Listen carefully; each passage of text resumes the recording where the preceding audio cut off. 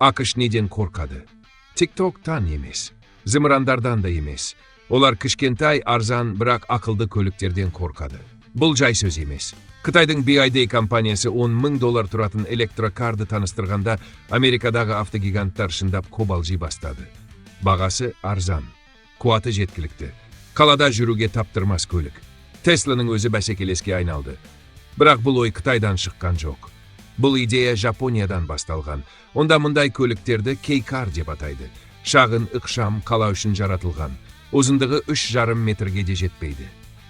Қозғалтқышы мопедтен де кішкентай. Салық аз, бензин жоқтың қасы. Паркинг кез келген бұрыш. Жапонияда кімдер мінбейді дейсің. Зейнеткерлер, мұғалімдер, полиция, курьерлер бәрі K-Carмен жүреді. Бұл елде ол қалыпты жағдай.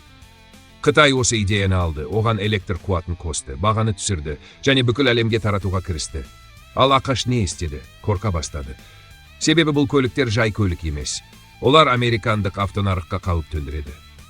Үлкен джиптер, қымбат машиналар, жанармайға тәуелділік бәрі де маңызын жоғалта бастайды. Енді мынаған назар аудар. Қазақстанда не болып жатыр? Мұндай көліктер бізде неге жоқ?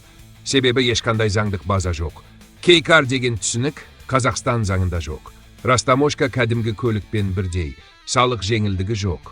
Электромобиль болса да зарядтайтын станция таппайсың. Аулада розетка жоқ.